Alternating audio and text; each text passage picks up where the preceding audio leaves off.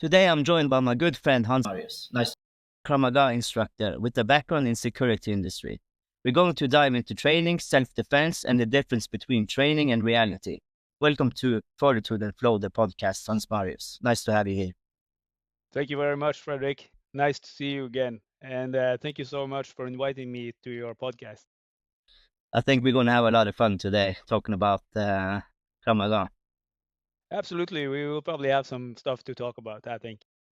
A lot. So yes, I think we should just start from the beginning. Can you tell me a little bit more about yourself and the listeners? Who are you and what do you do? Well, absolutely. I can start by talking a bit about. So, my name is Hans Marius. I come from north of Norway, little island outside Tromsø city called Vannøya. And there I stayed all my years until I had to graduate for high school. And I moved to the city. And since then, I've been almost every year stayed in Tromsø, just a few other small places just outside, so nothing far away from Tromsø. All my life stayed in the same vicinity, more or less.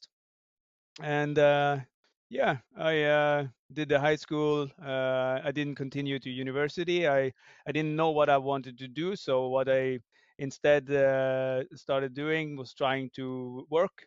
Started work in scaffold building. That was the first type of work that I had, and slowly but steadily, I found out that I wanted to, try to challenge myself a little bit. So uh, I wanted to see what the security industry was about, and uh, that has been my main work since then. The thing was that back then, when I was a young adult, like 17, 18 years old, and even before that, my teenage years, I was quite unsure person.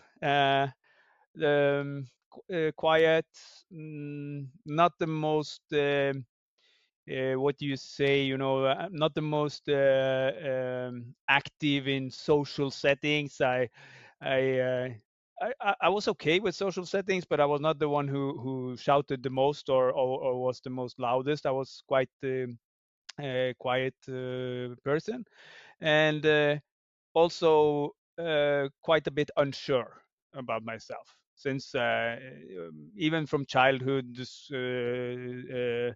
I have had always that little unsureness. I was afraid to do new things. I was afraid to do challenges because I always thought that if I did something and I didn't do it good enough, people would, laugh at it or have a issue with that and stuff like that. So instead of putting myself out there, I just stayed in the safe zone for a long time. And then came to, I'm actually not sure which year I decided, but I think I was about 20. I decided that I wanted to try the security industry, and I applied for a work here in the city, and I got it. And yeah, that is the start of my history before everything else we're gonna talk about later on. That's awesome, and you are not you have a lot of self confidence today, and you've grown a lot. I know then. If you were more shy before, so that's awesome. What first inspired you to start training Krav Maga? So my Krav Maga history started a little bit after security education, or uh, correct. I didn't do an education because back then there was no education. There was application, and you could start working security, and you could take a few days of sort of a classroom education, and then you were security, and you got handcuffs, and you got gloves, and you got a communication device, and now you were ready to go out there. So Were you ready? it was just learning by doing. And one of my first shifts ever was a late evening shift here in the city. Uh, Tromsø is not the most violent city of all. It's quite quiet town and everything, but of course it has its issues sometimes. And this evening there was, of course, a person who had a bad day, who came to the evening opening pharmacy that I worked at, and he was huge, and then I was not huge. Didn't train strength training or anything like that. My only training experience back then was football or soccer. so yeah, he came in there and he needed something really, really, really bad. Like he really needed something really, really bad, and they were just about to close. So they said that no, we're not gonna take this person to the register. He has to wait for tomorrow. This did not sit well with this person, and I remember I was thinking to myself, what the hell can I do if this person absolutely don't want to leave here? So I just said with my calmest, nicest voice, "Excuse me, sir, but I'm sorry, we are going to close now, so you have to come back tomorrow." Did that work? And he was stone faced, turned against me, like really slow, turned against me with his stone face, looking at me, came really, really close to my face, and he tightened his fist, and boom, by the side of my face, just maybe here in the wall behind me, and he said, what can you do about it?" And I was completely caught off guard and quite frozen. And I said, "Well, nothing, but you will not get what you want before tomorrow." And then he smiled and he walked out. Wow. So that was my First day at work, almost. yeah, like almost the first shift I had, and that was actually the point where I was started thinking maybe I need to know a few things about violence and these things, because before this, in my childhood and in my teenage years, and I was not a lot involved in that type of things. I did not like conflict. I was conflict shy. I tried to stay out from that, and yeah, like fighting and this type of things, that was cool on TV and video games, but that was it. Like not something I really, really was a big fan of. So but I didn't, after that event with the security shift, I started thinking maybe I should do something. Maybe I should learn something. Maybe I should feel a bit more safe. Maybe I need to boost my confidence, something like this.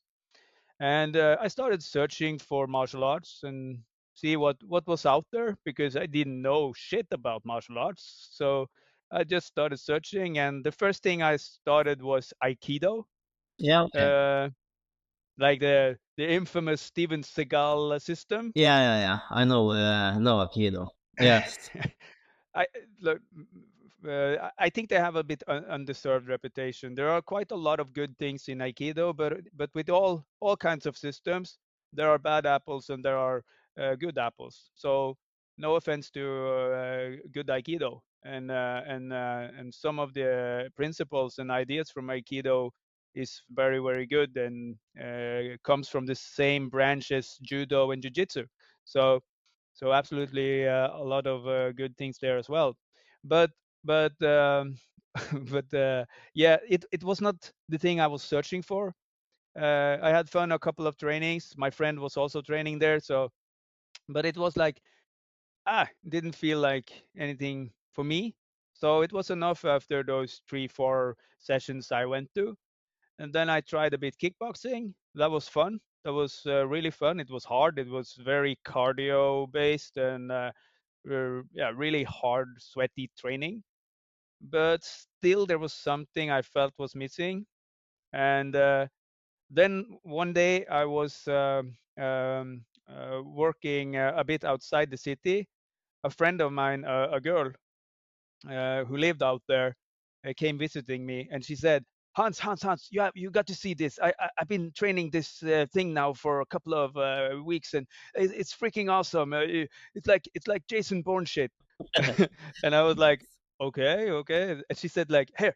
And she took a pen and she said, stab me with this one. And I was like, no, I can't stab you. Like, but yes, yes. So I did like a move, and she like did something really fancy, really fast, and like, I was like, wow, okay, that was It cool. worked. Yeah, yeah, like I didn't see it coming at all, and she's a little girl, much smaller than me, and but she pushed me into the wall quite hard, and I was like, ouch. So so yeah, that made me go for a training at Krav Maga Tromsø. Back then, there was no official club. There was just people gathering, and they put out some posters every semester if people wanted to come and train. And they didn't have any official Facebook site or anything like that back then, so it was not easy to know that they exist. When was this? And I, what? When was this? Oh, I think it was the fall of 2008. All right. And you've been training It for how could long? have. I've been training since then. Yeah, okay. Yeah, it's a Yes. long time now. So yeah, that's why I never remember how many years when people ask me, because the years just fly by. But yeah, after the first training, I was sold. This was the thing I was looking for. Uh, Something that was much more close to self-defense than martial arts, in my opinion. With the little experience I had back then, of course, I felt that this was the thing I wanted to look closer to. And of course, I was still the same, a little unsure, careful person. So started really slow with it, but that was how I started in my Krav Maga journey. Very nice. Very nice. Um, Looking back today, how have Krav Maga shaped you and your training, or who you are today as a person? So it's a cliche, actually. I want to say Krav Maga changed my life. Absolutely. It changed my life positively in all ways. Of course, there has been some sacrifices because of my journey. Has been very strict in it. I will explain a bit closer after. But the way it changed me was it gave me a feeling of mastering something. You know, like uh, before that, I never had that feeling that I was mastering something. I always felt like I was in the middle with everything we did, like soccer, like volleyball, and other type of sports I did. Skiing, I sucked at skiing, so yeah, it was fun, but I sucked at it. And and so but with Krav Maga, that was the first time I ever experienced. I like, wow, this is this I handle this. I learn quickly, I understand quickly, and when I then did my first grade of the system, uh, maybe the most proudest I've been in my entire life. And it was just for myself. It was not for anybody else. It was just for myself. Nobody else cared because nobody knew what Krav Maga was, and most of my friends and family back then, they were like, okay, you're training this, so you probably will quit after one semester, or after you grow tired of this. Like it's just a thing right now. But from my perspective personally, this was like a opening to who I should be, Yeah. the person I should be, and the person I want to be. So it gave me confidence. It gave me a calmness, and ever since then, I'm quite good at keeping cool and calm in stressful situations. Uh, because maybe maybe my defense will not work in the real situation. I don't know, because you never know before it happens. But in my mindset, I'm prepared, both for good and bad. And that is the thing that I feel changed me. And when I, for instance, talk with somebody who is aggressive or angry, I can keep it cool. I can calm them quite easily. Not easily, but I can get them more down, because I control my ego. I control myself. And the number one thing you need to know to be able to de-escalate somebody in a conflict communication situation is to control yourself first. Yeah, it Because if makes you have totally not sense. controlled, yeah, because if you have not controlled yourself, only one word can tip you off, and that can escalate everything. And it happens very fast when it does. Absolutely. And it's a automatic thing in our monkey brain that just boom happens, and then it's maybe impossible to de-escalate the case. So that is something Krav Maga helped me a lot with. And it also gave me, activity to do, something to do regularly, something that I followed up regularly. I was quite of what do you say, not lazy, but I was not a routine person. I was not so good at getting up to school. Sometimes I overslept to work. These things back then. Uh, but Krav Maga was the first thing that like made me like I need to go to every single training.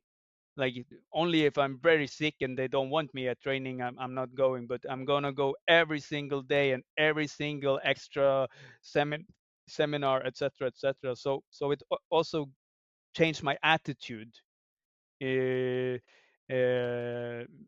because of this. So quite interesting. Not only the self-defense aspect and the cool techniques and the fighting part and that, but the whole thing around it. When you master something and you find something that you burn for, and you actually get a real passion for, it changes a lot. Absolutely. It really does. It makes you want to go there and do it and have the persistence and consistency in it and the Yeah. discipline, which is extremely important in everything you Yeah. do. Um, yes, for people who don't know much about Krav Maga, what is it really, and what's the history behind it? So Krav Maga, uh, as a system, originated from the streets of oh, I don't remember now in the speed of but so there was this guy called Emil Lichtenfeld. Um, he and a group of other Jewish persons defended the Jewish quarter of area in the town they lived before World War II, when there was a lot of Nazis hanging around, attacking people at random, and they didn't have weapons and stuff like this, and they were more like a neighborhood watch, but they had to defend their people, and they defended them with their bare fists and hands and legs and objects all around, and that was maybe, as I have understood it, the place where the idea of Krav Maga began. And uh, uh, and then when he after the war he moved to Israel, when Israel became a own sovereign state, and there he became the head instructor for the physical training for the IDF, Israeli Defense Force, in 1950s or something. And he used his combat skills to teach close combat. for the soldiers. When he retired from the forces, he wanted to make the system civilian. He wanted to not only have a system for the military and maybe police and stuff, but he also wanted to do something for civilians. And he started developing what became Krav Maga. And he had quite a lot of students that started with him that became high-level practitioners, and they continued his work of building the system. They helped him build the system and shape it. And eventually, what happened was that some of the students started spreading out around the world, and they started different organizations, you can call it, like Krav Maga organizations. So you have a lot of different organizations out there, and bit different ways of looking at it, and the core principles are usually a lot the same, but there are variations, and there are ideas and training methods that is different from organization to organization. uh, I trained for the organization that's called Krav Maga Global. Originally, it was a part of the IKMF, International Krav Maga Federation, uh, but they went two separate ways. And the head leader of Krav Maga Global is Eyal Yanilov, who was one of Imi's first students, one of his closest students.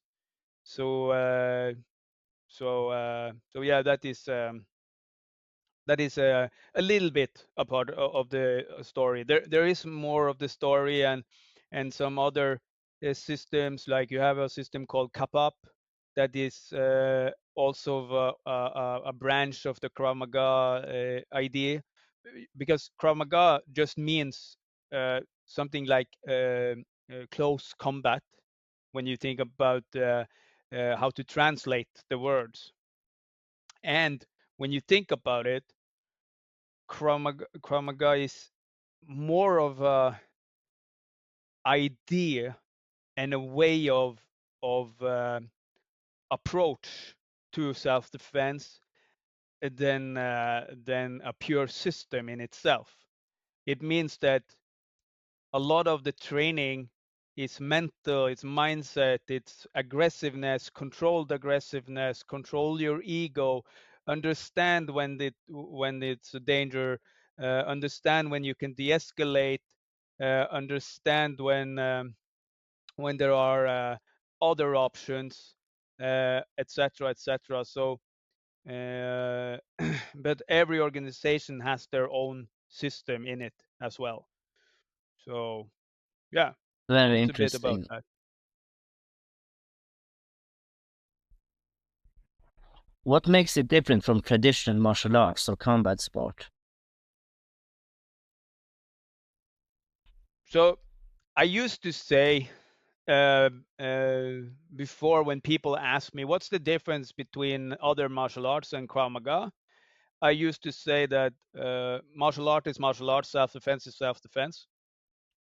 And you can answer that, but you can also change it a bit and say that Krav Maga is actually a mix martial arts, like MMA, but MMA in a self-defense perspective, not in a competition perspective. So because Krav Maga have taken a lot of the ideas and principles from other systems and utilize it in our training methods. Why? Because when you need to defend yourself, you need to defend yourself standing, you need to defend yourself sitting, you need to defend yourself laying, you need to defend yourself maybe inside a vehicle, in a tight room, maybe you need to defend somebody else, you need to defend from distance, from close quarters, you need to be able to get out from grips, and you need to also be able to have some ideas and principles against weapons. So there is a lot of techniques and principles from other martial arts inside Krav Maga. And especially when I think about the organization I'm training for, Krav Maga Global, you will see it in a lot of the techniques that, oh, if you know a bit martial arts history and you have studied it, you will recognize some kung fu movements. You will recognize some judo. You will recognize jiu-jitsu. You will recognize aikido. You will recognize karate. You will recognize kickboxing and boxing. And even today, you will also recognize some BJJ elements. So so so when people ask me the difference, I say more of a mixed martial arts in self-defense perspective. There is no rules. There is no uh, um, a planned fight. You don't know who you're fighting. You don't know your opponent. You don't know where you're going to fight. You don't know if you forgot to tie your shoes. You don't know if you're sick the day you have to defend yourself. You don't know if your little daughter is beside you when somebody decides to attack you. You don't know if a bomb goes off next to, and then somebody starts shooting. So that is the huge difference between, in my opinion, of course, in my opinion, when it comes to self-defense and martial arts, is we emphasize a lot on those sudden assault cases. um, and yeah, I would say it like that and leave it with that. Very interesting. And I actually, when I was training Krav Maga, I really enjoy it because, yeah, the people and the club was very good, but also basically that it was so much variety in it. Every training was something new. And I think that's very good with that type of training. You always learn something new and yeah, you use your whole body, and you have to be creative in your mind and look for be aware of the situations, and you train yourself to actually get out of the situation in a very efficient way and get out of the danger. Yeah.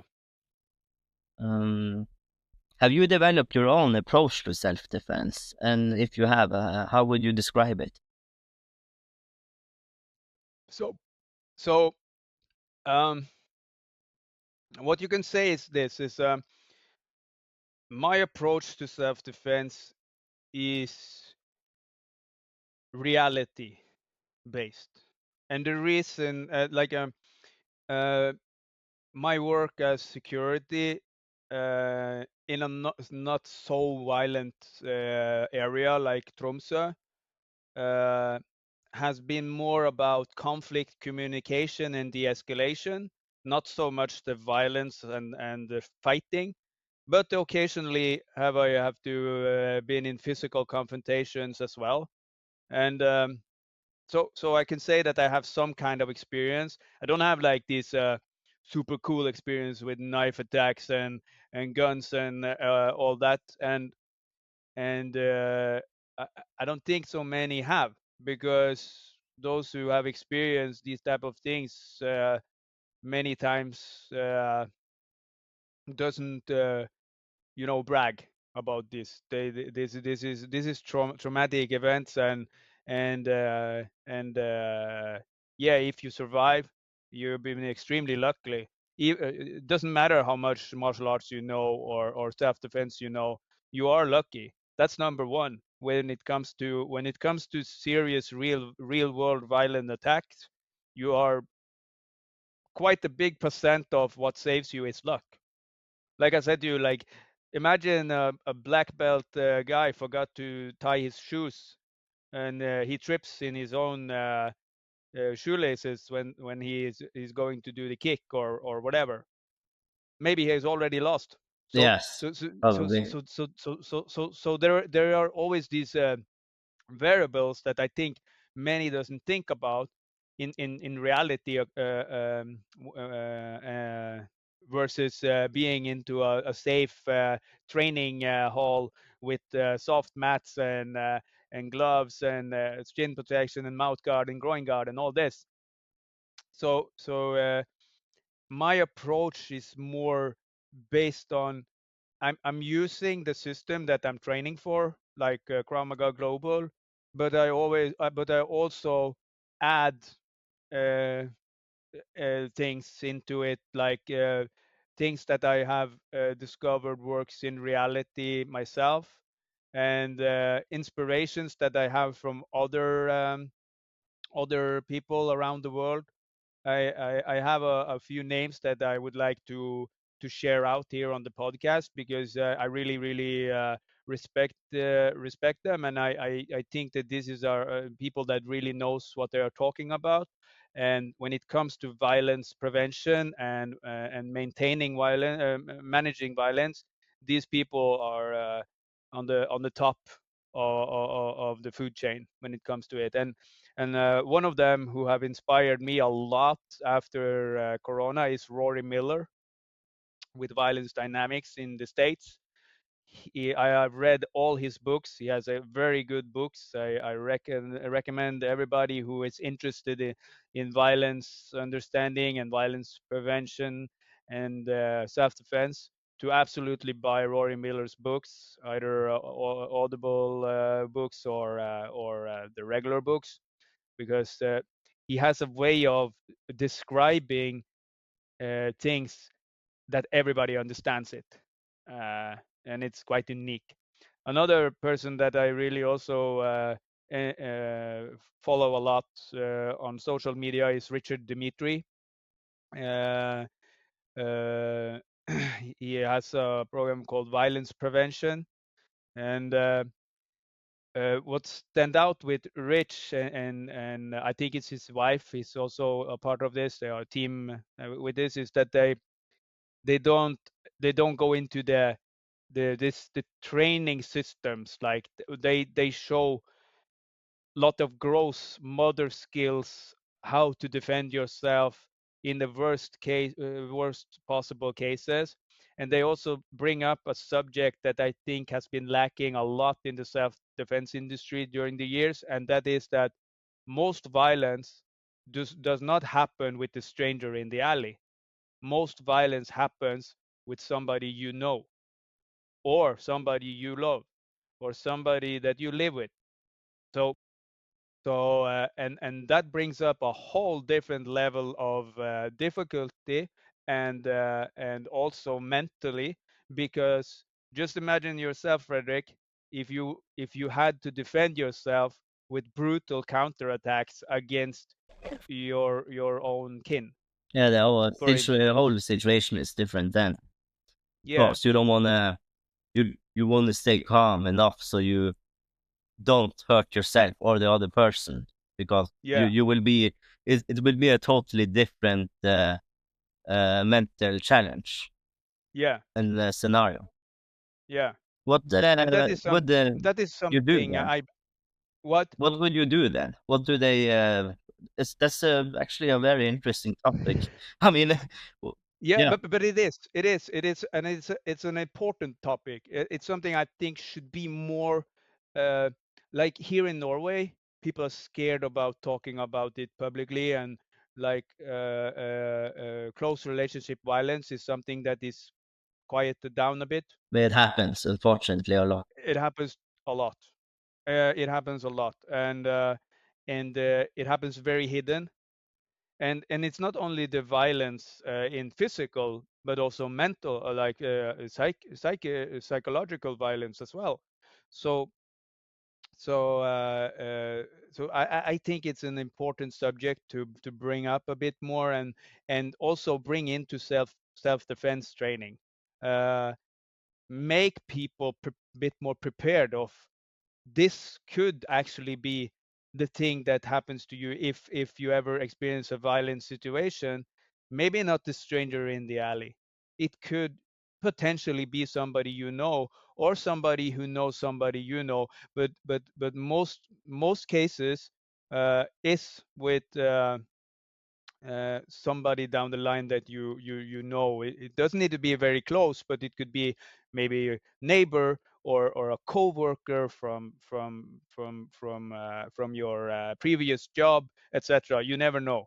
But and and yeah, I think it's a very difficult subject. It's also a tough subject to talk about, especially if you have people that have experienced this, and uh, and it's also a big subject. So it takes time, and I'm working on something now for myself here at home. I'm trying to build some kind of a seminar uh, just around this topic That's that very is more interesting, and it's that is definitely something that people should talk more about. yeah, So that's yeah, interesting. absolutely. Yes. So this was Richard Dimitri, and then I also want to mention some other people as well. I also really have high regards for Knife Control System. KCC is their official name. Aaron Giannetti is the founder. They are huge on social media now, and they do sort of. Uh, the defense against blades, against sharp objects, knives, stuff like that. But they do it a lot in a dynamic training way. So it's a very hard and dynamic training, but it's also based on uh, the motions of the attacker and how to move with them and how to use their movement against them. And it's a very good idea, and I have done a few online courses with them. So I bring that also into our training here in Tromsø. So when you asked me about if my approach, like my approach to the self-defense, I bring stuff that I feel is necessary and that I feel is good to include, and but I stick with the principles of Krav Maga Global, but and then I bring in some extra stuff as variations to dynamic situations, etc., etc. And the last I want to mention before we head on is a program called 500 Rising. Tammy Yard McCracken is the name of the founder, and she is unique on the women's self-defense ideas, if you ask me. I have not personally done any of the courses, but I have a very good friend and fellow Krav Maga instructor in Scotland, Lynn Haraldsvik, that has done it and is now an instructor for them, that had given me a lot of information about it and showed me a bit about it. And also one of my assistants here in Tromsø has taken the part one of the 500 Rising course, and it's much more the whole picture of violence, not so much only the self-defense part and the fighting, but it's a lot of talk, it's a lot of drills together to be, you know, uh, safe with each other, feeling comfortable with your training partner, get a bigger belief in yourself, understand what you have in you, and so that program is something I would recommend also to people who are interested in self-defense, and especially women out there who is interested in self-defense and understanding a bit around violence and close relationship violence. Absolutely, she has a lot of about that type of thing, stalker situations, and bad bad X and these things. So absolutely, 500 Rising gets a big shout out from me here up in the north. Very nice. Do you have classes for children, or do you do you need to be a certain age to start this?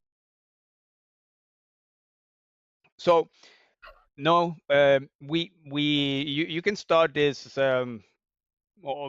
quite young. We the youngest we have training with us now is 5, but it's more uh, the way we approach the training for small kids is more Yeah, in a okay. game. So it's more of it's more playfulness, and then we add principles of self-defense and understanding uh, into those games. So, for instance, if they run around with a game of tag, like a tag season. So if you run around with that, then maybe uh, first it's just a normal game, but then we add, okay, now you have to try to avoid getting tagged with using your hand or using a block or or moving your head away and these things. So we put elements of self-defense steady but slowly into the playfulness of the training, and I think the kids really enjoy it. And of course, eventually we start giving them a more approach against learning to punch and kick and move around, and a bit more of that stand-up fighter type, and then slowly but steadily from there we go to wrestling and close tight into the situation and to the ground. And yeah, so it builds up slowly but steadily That's for the very kids as well. good. Yes, you probably Yes. have talked a little bit about this already, but do you focus more on mindset, awareness, or techniques? um so the I personally don't like the word techniques. Techniques sounds very technical and difficult. I All like the right. word principle and idea. The word technique feels like it's locked. It's locked. This is the technique. But I'm more about, yes, this can be the technique, but it's just an idea. So if something else happened, maybe this is the technique, or this, Yeah, or exactly. this idea could maybe work here. But when you say like what we focus on, I guess we try to have a sort of a balance, but like in all the drills we do, we try to add the awareness. You want to be aware of your surroundings, you want to understand what's behind you, what's in front of you, can you use something here. And we do sort of type of games with this, like asking the students, for instance, how many had black shirts on today, in the middle of the training when they least expect it.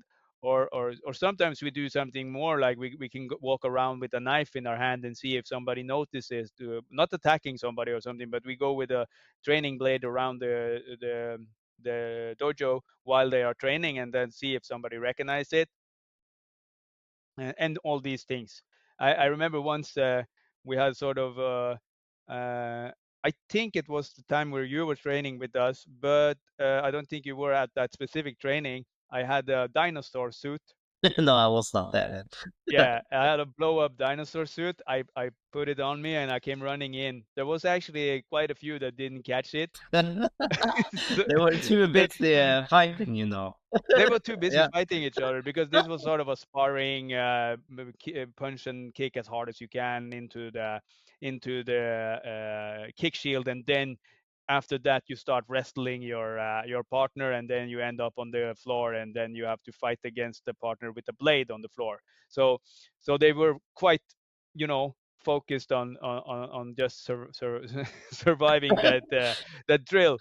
And And when we that's asked them after, how many saw the dinosaur that stand in the room for 10 seconds? It was like, me. So it was only one person, maybe. yeah, yeah, it was. I think it was 16 people training, and I think maybe 3 Wow. said that they saw the dinosaur before I asked. And it's like if you don't usually we see a dinosaur, but if you don't see a dinosaur, you won't see a knight. It's very Yes, hard. I think that's the point with that. that's exactly my point with it. Like how hard it is to actually understand what's happening. So uh, I myself have been threatened with a blade in work quite a few years ago, and I never saw the blade. Happens so fast. I just got the threat. So so I never saw the blade in itself. I just got the threat, and I understood that this was a very, very dangerous situation, and I managed to de-escalate it. But the weird thing was that I really, really quickly realized how much of your senses fucks up when you ending up in that type of situation. That was the first time I really experienced tunnel vision and losing of hearing. And I remember there was a small sort of summing noise in my head.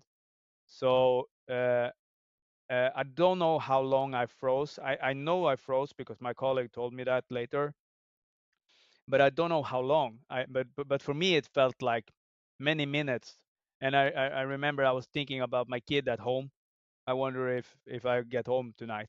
So so that was a very hard experience there and then, but that experience also really, really gave me a new perspective on how difficult violence prevention and managing violence actually is. So you can say that during my years training, uh, I have learned more and more about the reality and versus the training. And I know you're coming into that as a subject soon. So yeah, Yes. I just of course have to ask, while we are on the subject, how often do you use your Krav Maga skills in your work? It happens probably once a every week. day and never. Every day and never, yes. Yeah. Good answer. So so I use my mental state every day at work, and my mental state have been trained and formed from my Krav Maga training a lot, and general self-defense training, but the whole idea of self-defense. I use the situational awareness all the time, trying to know at all time how many people are inside the building, where is the fire exits, where is the fire extinguisher, where is the closest object that I can lift up if something happens, etc., etc. So that I use every day. But I have maybe 2 times in my life had to use real hard violence against somebody. When I say that, it means punches or kicks, or like real attacks. I have wrestling and takedowns and control and restraint is not a part of that. That is something else. So that I have used quite a lot. But the fighting part, yes, I have covered. I have blocked. I have covered from somebody spitting me in the face. I have covered a kick to the groin and stuff like that. But I have almost never had to punch somebody or kick somebody in reality. There have been a few times, but when you think about how long I've been working, and that is almost it almost never happens. And I argue with people every single time I work as a doorman or a nightclub security. Absolutely, every single time you have to argue with people, either because they're drunk on alcohol, or they're drugged, or they are just an asshole, or they have just a very big ego that got hurt. So so I think that is actually my best self-defense. It's the conflict in communication and the de-escalation. Yeah, it So seems to be a very, actually a very good skill to have in life in generally. yeah, absolutely. You can use that everywhere, Yes. like in everyday life, even home with your wife or your or your family and friends and everything. And if you learn how to control your ego and control yourself, you can absolutely avoid a lot of stupid arguments and quarrels with your loved ones as well. That's So definitely true. yeah. Yeah. Um, if someone only had 10 hours to learn self-defense, what would you teach them first? Yeah, 10 hours. Yes. I would talk a bit first. I would talk a bit about, I would ask, why are you here? Like, why do you want to learn self-defense? And I would also focus about who are they? Is this a person who has been trained? Is it a healthy person? Is it a person who takes care of themselves? You know, is because there is a question in this in the question. Because when you think about you want to learn self-defense, why do you want to learn self? Yeah, because I want to protect myself and my family. Okay, but why do you drink every single weekend? Alcohol. Why do you smoke cigarettes every single day? Why do you drive without your car belt seat? Why do you drive two times over the speed limits? You know, like these are questions that people are not ready for. But You're these not are aware of. questions you should ask yourself, because most likely what's going to kill you is health problems or an accident before violence. You know, like and so I think it's important to make people aware of that. You know, like and just tell them that yeah, maybe you should start to walk a little bit. You should go for a mountain hike. You know, not to be you know not to be bad against anybody or say something bad against any people, but it's about being honest also, because you know, if you want to defend yourself, then defend your ticker, defend this one, defend your body, uh, and before you think about the next step. um, and then after a talk and an explanation, I would probably learn them to tools of the body, and that is the first thing that's going to defend you. It's not the block or a fancy technique. It's being able to create damage if you need to. So punches and kicks, absolutely. Uh, yeah, movement with the punches. You know, like understand how to create good punches, both with fist closed and open palm strikes. And then I would add uh, what we call uh, um, coward uh, tricks. So scratches, biting, ripping, tearing, ripping the hair, all that type of things that you'd never see in martial arts almost. But it's very important when we think about a self-defense aspect, because the rules are out the window if somebody attacks you and really want to cause you harm. So why should you be careful and think, I don't want to hurt his eyes. I don't want to twist his finger and break his finger. Yeah, absolutely. If somebody attacks you and really want to cause you serious harm, if you get that finger, you break that finger. So, so that's probably the things I would focus the most. I will not focus on learning them so much defensive principles at the beginning, especially if I have them for only 10 hours. I will make sure I believe in their punches and kicks. I will make sure that they believe in their punches and kicks, and doing good counter actions. And then I would maybe add some shielding, you know, like gross motor skill stuff. And something I really like to add in the beginning is the arm drags. Arm drags is a way to move the arm and get to the side of the person or the back of the person. I would probably add that as a thing, and maybe some knee shielding and kicking on the ground when you're laying down. But depending on the person, so it's all subjective.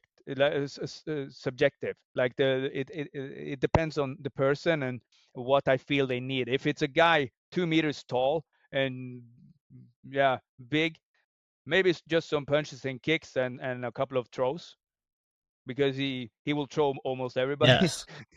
And if it's a girl 150, 160 tall and small and light, yeah, I will definitely show her a bit more brutal counterattacks that she could use, and especially when she get taken down, because most likely the person will be bigger than her and she will fall. So yeah, I try to see the need, Yeah, each if I, individual. yeah, the need for the specific subjective. Is there it seems to me that many times it's more men who is training basically combat sport and stuff. So do you have your own classes for women self-defense or? We don't. We don't have so many hours because we just rent the place we are training. So everybody trained together. But I'm proud to say that the last few years there have been more females at my school than men. That's very great, a very good So development. Yeah, so I'm really happy with that, and we have a fantastic training environment. There are a lot of different people from different circumstances and different choices of life, but everybody gets together, train together, respect each other, having fun. Even if you're big and strong, or you're a bit smaller and maybe not so strong, or you're fast or you're not so fast, or you're well trained or you're not so trained, everybody has fun together and take care of their training partner. And that is something I've really put high above for my school.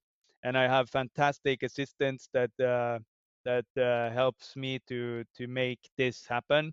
And yeah, big shout out to my assistants, Janne, Andre, Cindy, Sandra.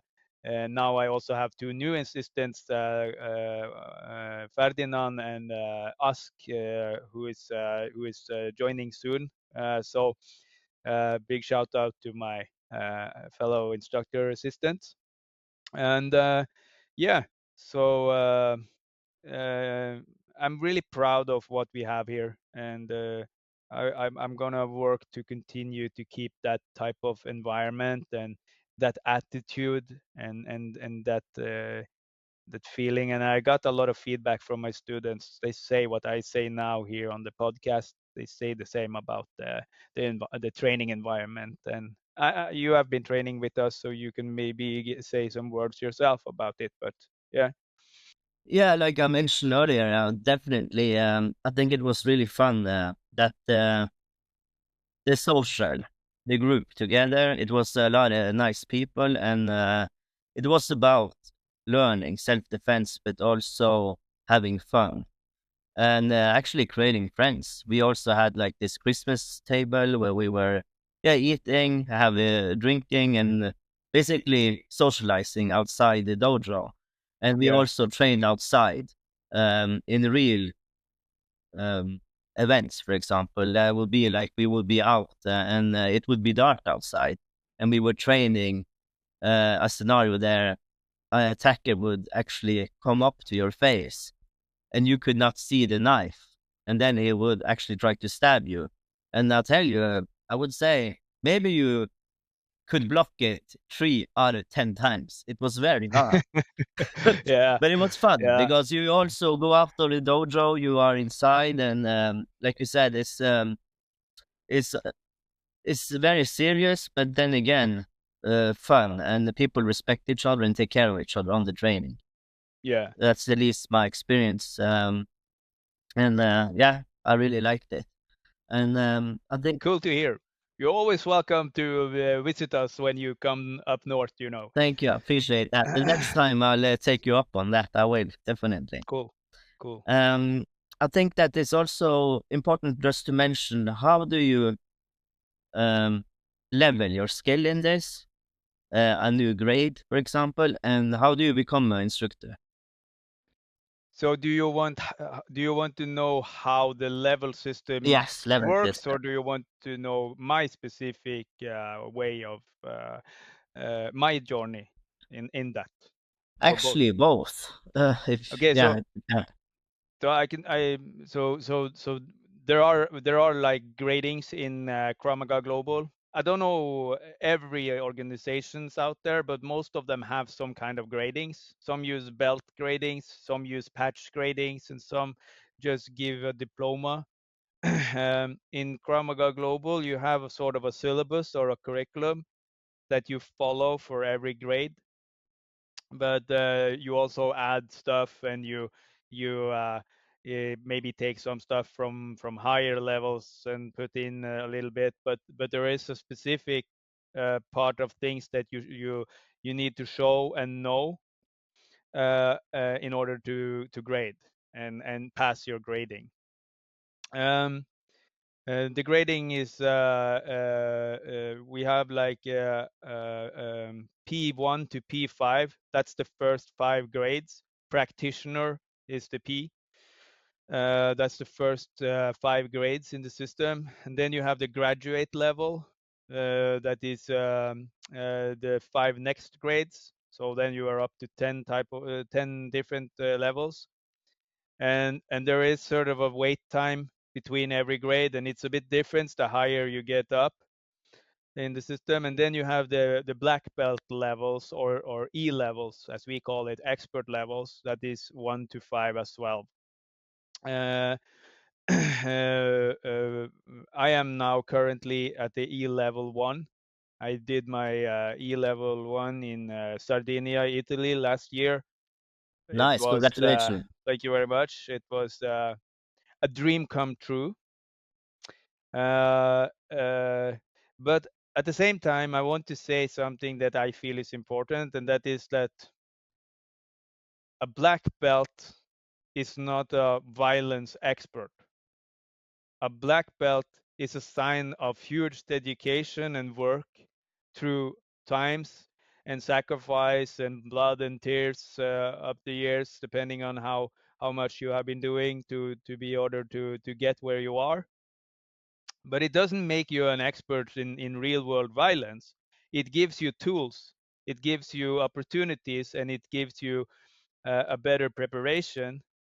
But I want to emphasize that for me it's not about like I'm a black belt now, so I can survive almost anything that happens to me.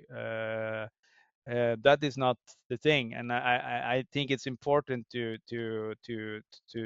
mention that when I speak publicly about self-defense, because I feel many people has that feeling that people who are high level in martial arts think that they are, invincible, and most of the people I know think the same as me. Like we are just regular human beings that have done a good work in one sort of system, just like a good football player or a good basketball player or a good golfer, for that matter. And we have deserved a title because of our dedication and our work. And if that can help me survive a real world event, if it ever happens, thank thank you so much, Krav Maga. If it ever would happen, hopefully never, but if it could help, yeah, thank you. But I'm not saying it would. You never know. And also it's about mastering something. When I grade my students, I tell them that, okay, so if you don't pass your grading now, it's not a loss. It's just a sign of it's just a sign of next time you're going to do much better. Next time you're going to do even better. You're going to just you know. So I'm trying to give them that mindset of failing is a grade is not a failure in itself. It's just okay, work more, next time it will be better. I have failed a couple of times in my journey, and yeah, it sucks when you do, but at the same time it's getting back in that mindset of no, next time it will be better. And I feel I nailed it quite well last year, so I was very proud, and especially because I had a hip damage that I had suffered for quite a long time. uh, and I was very afraid of that hip damage when I came there. But with some medicine and some stretching and good drills from a physiotherapy expert, I managed to get through it. It sucked the first month after because I got it back after, but I yeah, it was a dedication, you know. So yeah, so yeah, back to that is the level and different waiting time between every level as well. So, but it's probably different from organization to organization how they do it. But we try to involve some technical skills, dynamic skills, open skills, closed skills, and when you get higher and higher, you add more problems. You add multiple attackers. You add weapons. You add protection of a third party. You add getting self-defense inside a tight room, self-defense inside a car. You know, like adding more layers to something you already know, but making it a bit harder, making it a bit more into the realism of real world, as much as we can without hurting people. So yeah. That's very interesting. So how long do you have to train before you can become an instructor? So the instructor course in itself, you can actually go for instructor course in Krav Maga Global if you have quite a lot of background from martial arts, other martial arts. As long as you have the basic striking and kicking skills and maybe some basic ground skills and stuff like that, you can go to a level 1 instructor course. And then if you do it well there, you can continue your Krav Maga journey and do level 2 instructor course and level 3 instructor course.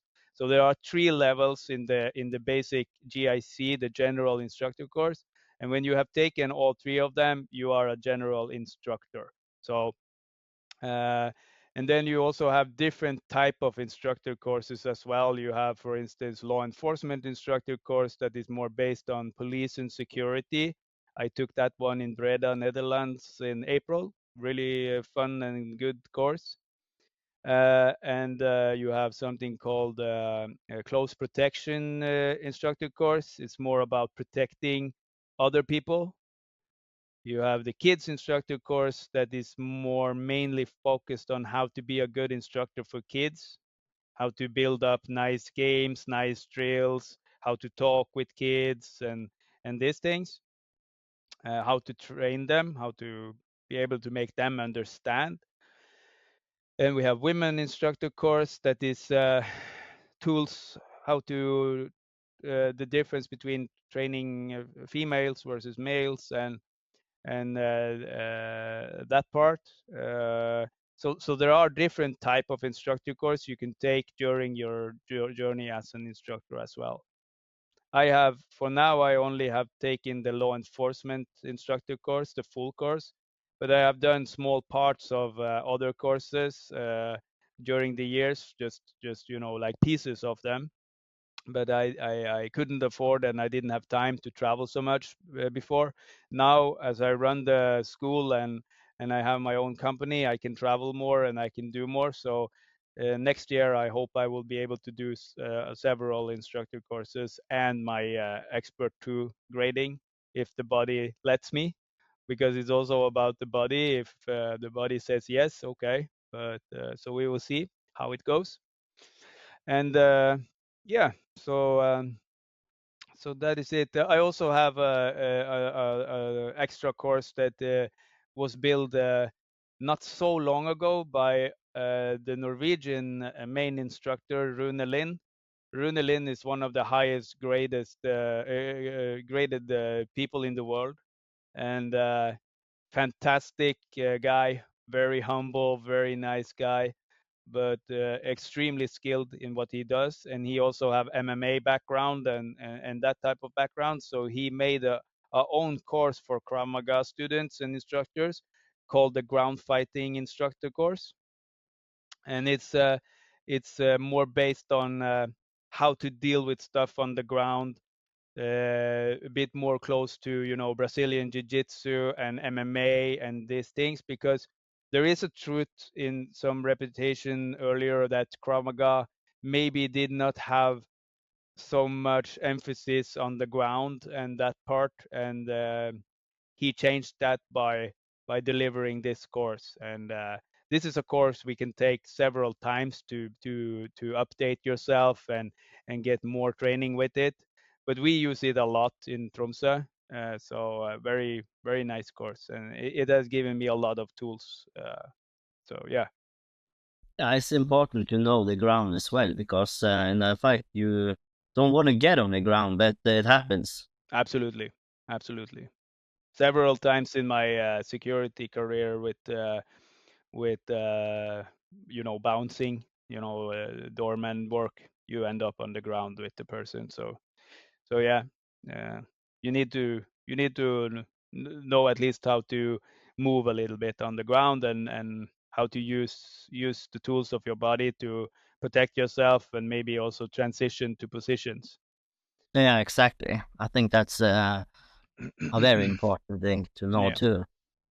Um, what's the biggest difference between what you train in the training ground in the dojo and what's actually happening in the streets? It's a lot, but what could be the thing? How do you basically de-escalate the situation? What would you do? Because you don't want to, if someone comes up and threatens you, what would you do to get out of it? And that's also probably a very big difference. I know you train scenarios of that in the dojo, but actually be out.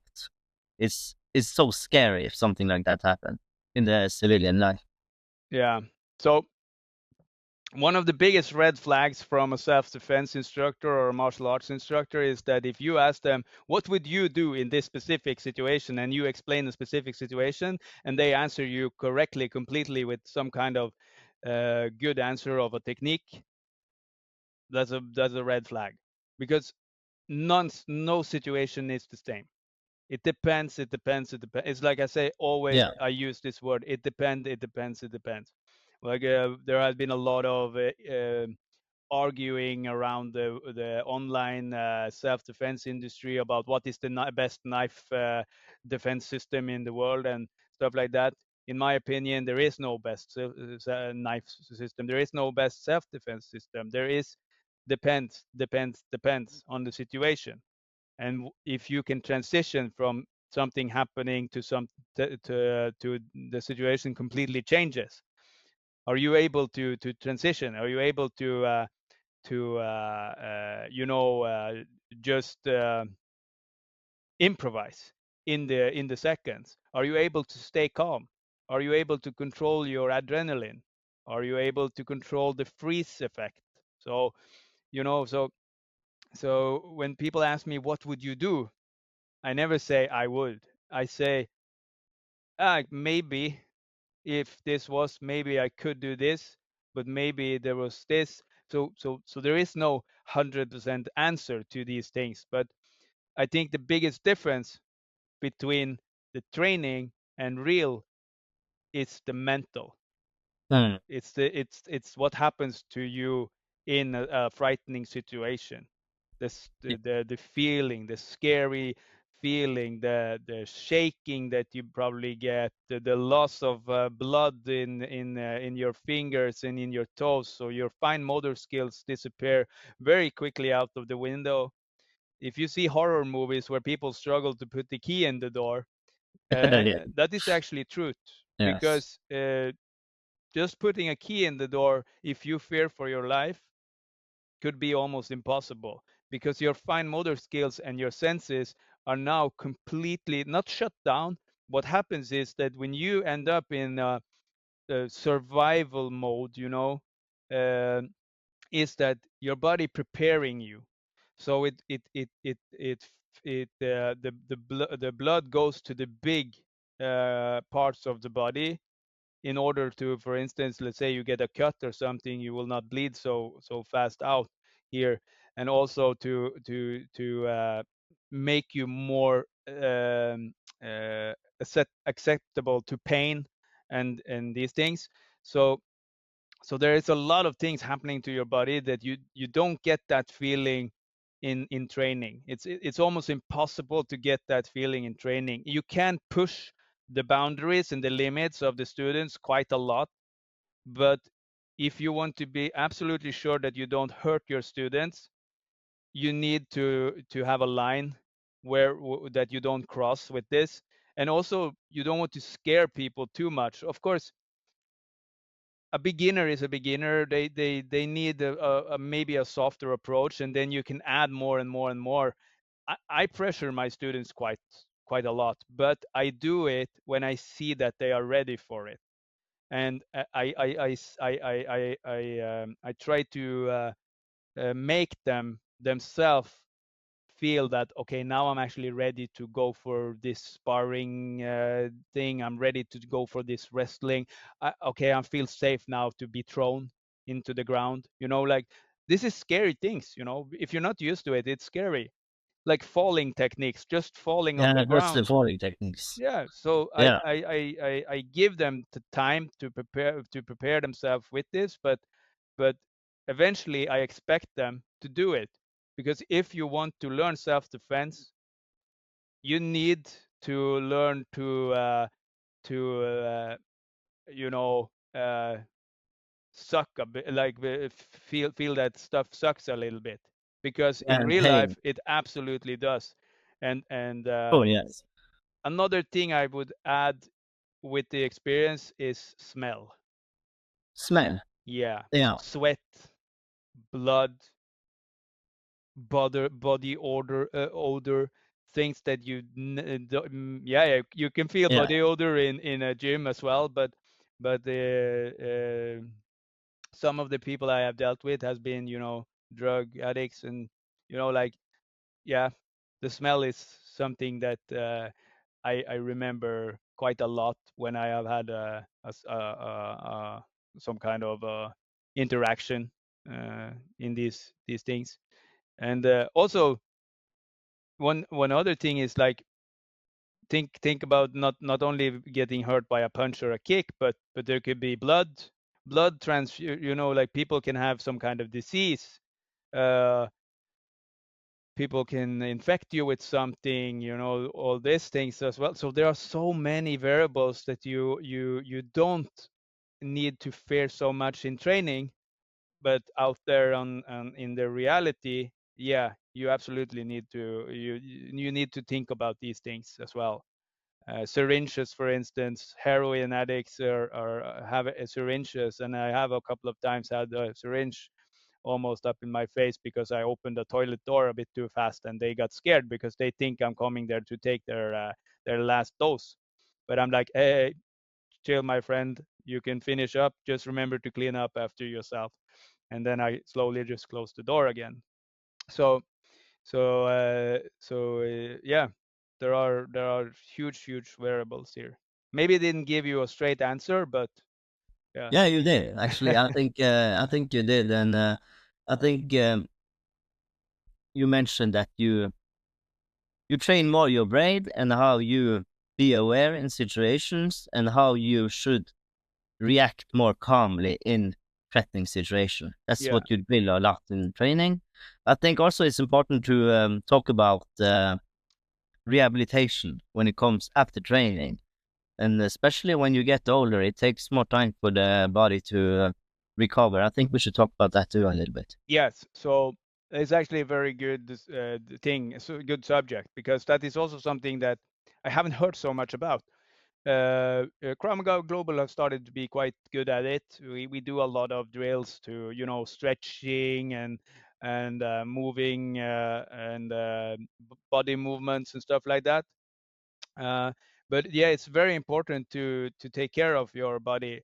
And it's like, I'm 40 years old now, and yeah, I don't feel like it personally, but my body sometimes feel like it, because now when I do a hard sparring session or something like that, I it takes more time after to recover. You need more sleep, maybe you need more relaxing time, etc. So I can't be all over like I used to before. I need more time with things. And my hip is bothering me a bit still, so I have to stretch every single day.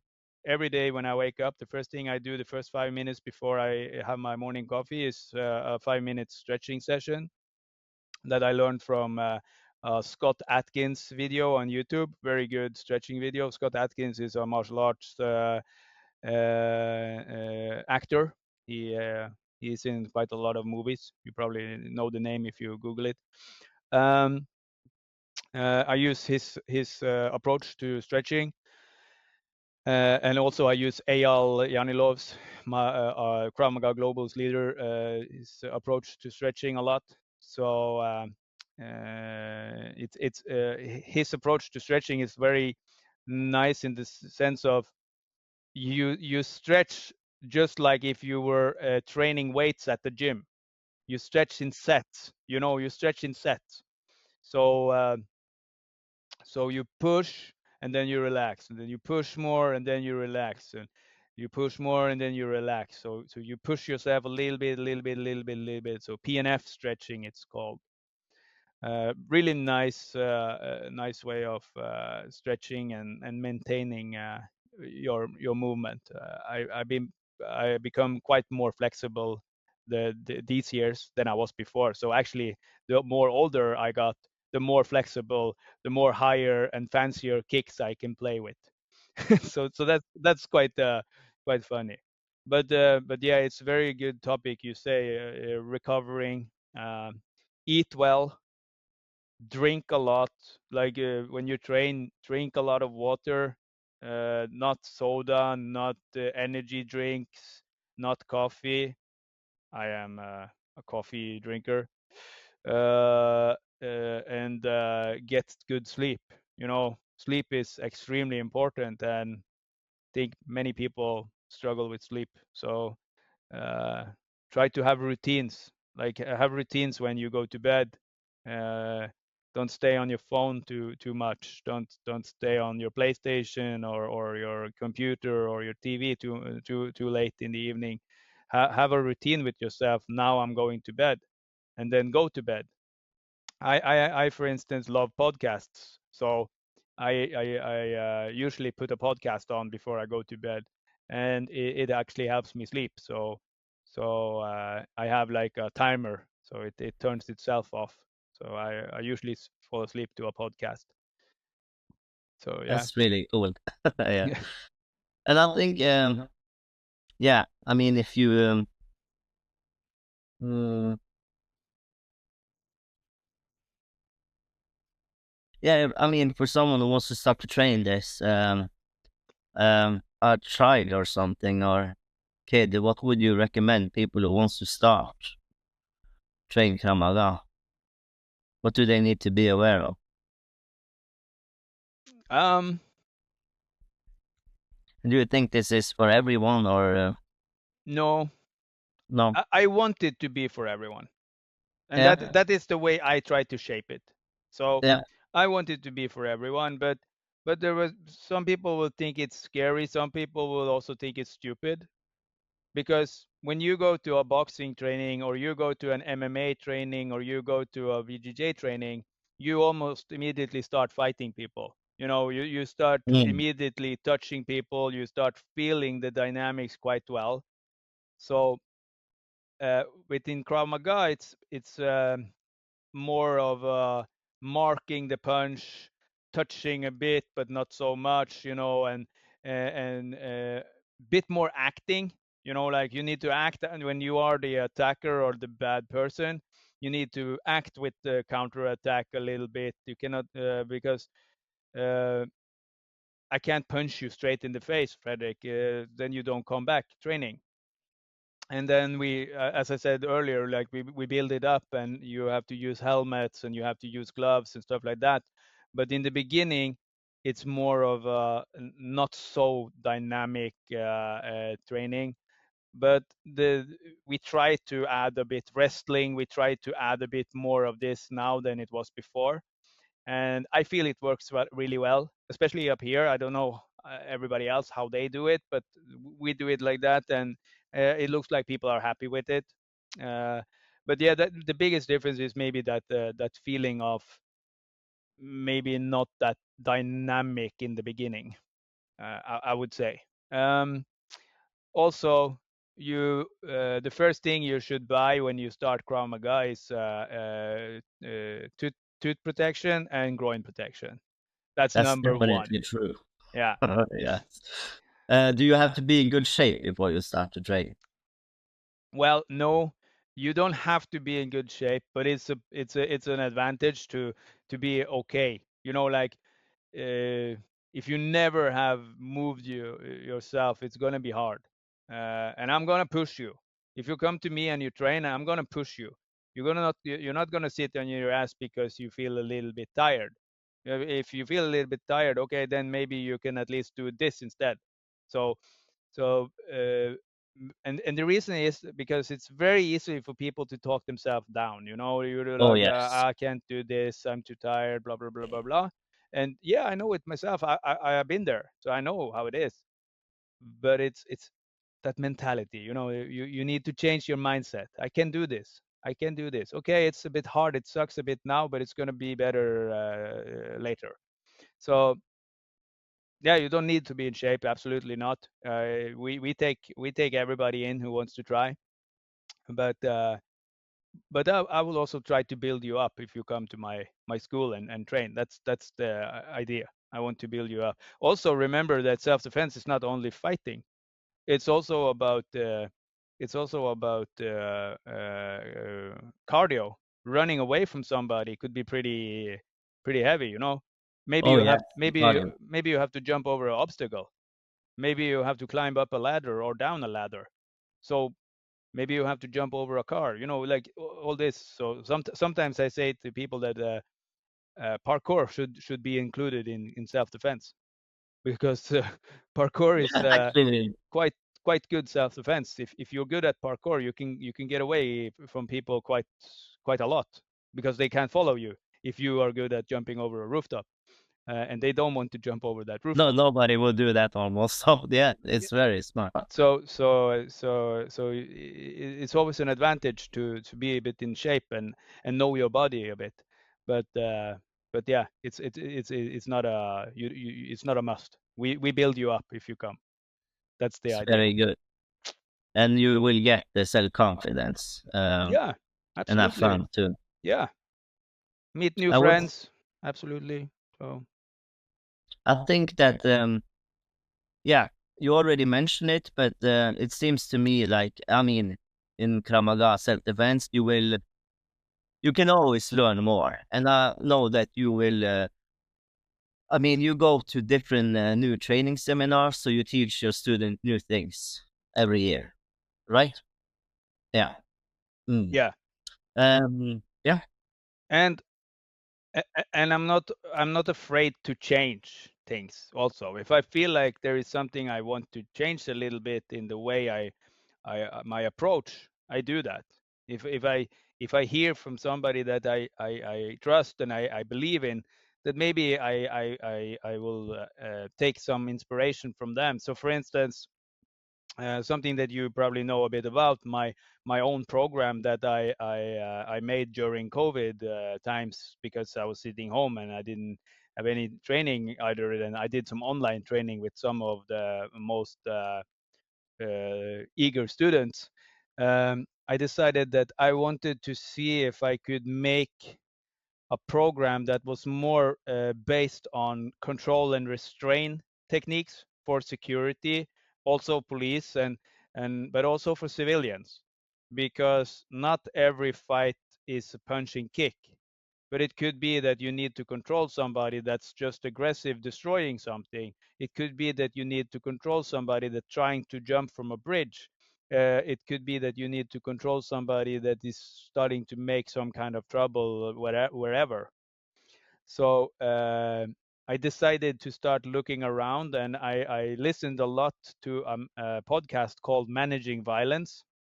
It's a podcast I recommend absolutely the highest above everything when it comes to self-defense talk and people who know what they talk about, because he has a lot of guests from all over the world talking about different systems, different approaches, different ideas about self-defense industry.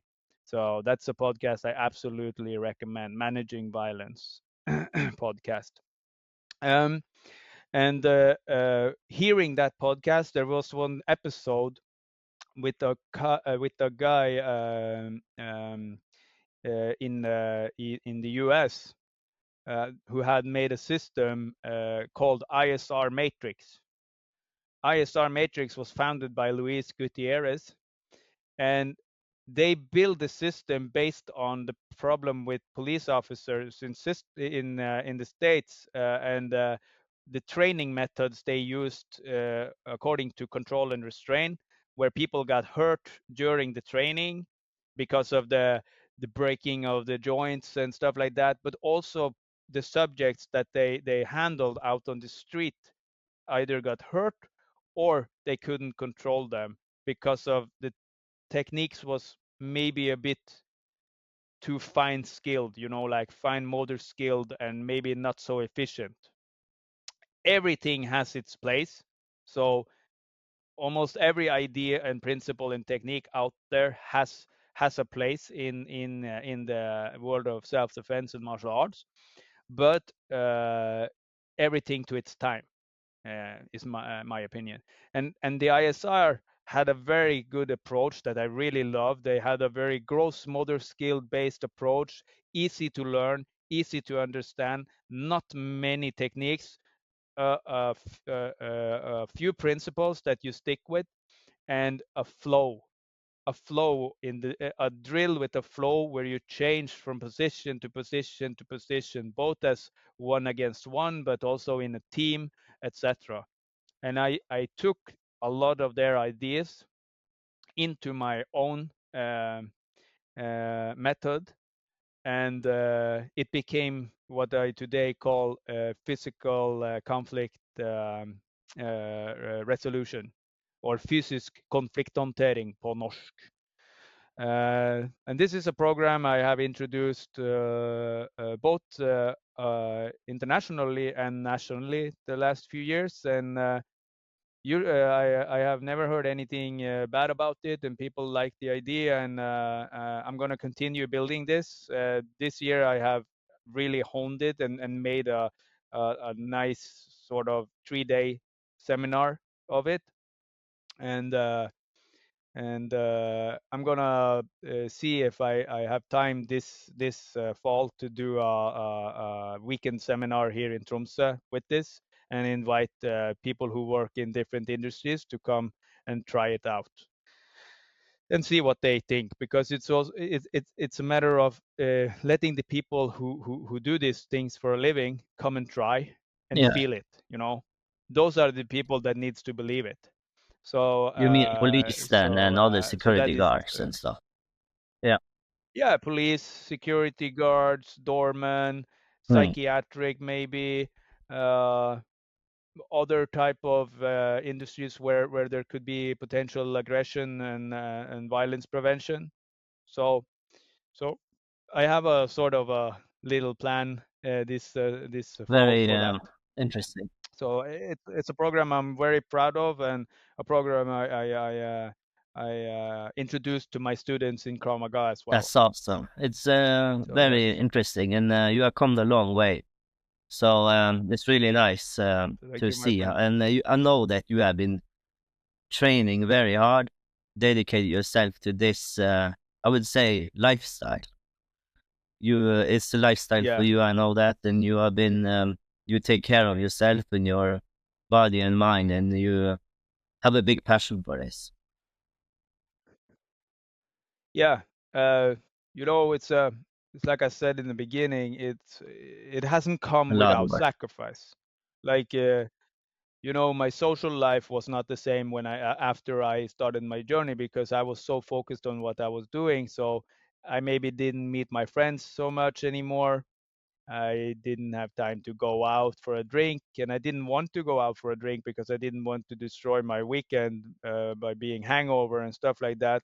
So of course I probably lost some friends during the way. Not lost them completely, but that close contact and chemistry and all that. And yeah, but it's a give and take. Like we only have one life, and you have to choose what is right for you. And going out every weekend wasn't right for me anymore. So I changed, and I'm very happy where I am today.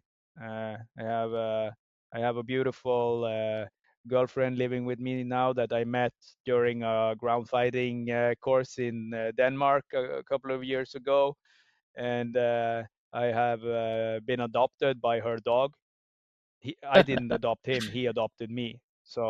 Good choice. Yeah, he's yeah. So they are living with me, and we have a fantastic life. I became a grandfather this year. Congratulations. That's really cool. Thank you, my friend. Thank you. 2 days before my 40th birthday, I became a grandfather. Beautiful little girl. I haven't gotten the time to see them so much because they are very busy and this, but I'm really looking forward to start spending more time with them sooner than later, hopefully, and getting to know her better and see if I You have some definitely grandfather do. skills. I Who know knows? you're a good father. And Well, you try your best, and you do what you can with Yes. the means you have. That's the thing. And uh, I want to add one more thing when it comes to the passion for self defense, and that is that I think there is a social problem now. Like the whole world, but Norway, especially the last few years, maybe even before that. But it's about we are putting too much pressure on ourselves to be, you know, the Instagram influencer lifestyle thing, and with the finances, with the friends, with the family, with everything. Everything has to be so perfect, and I feel that now I'm not trying to speak for everybody else, but I feel like people lose themselves. They can't be themselves, and I think it's important that we take a step back and we ask ourselves, but what would I do? What would I like to do? What is my dream? What is my goal? Do I need a 2025 car outside and a motorcycle and a water ski? No, maybe I don't. I'm happy with what I got, and that is, I think, that is something we should get back to. Norway is a rich country in the sense of rich when It is, unfortunately.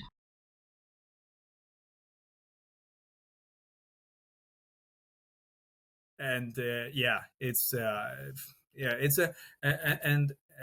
what I want to say to those people is that I know it. I know how it is. I've been there for many years where I had to struggle for every single kroner I used, and this was during my journey in Krav as well. So what saved me was my training.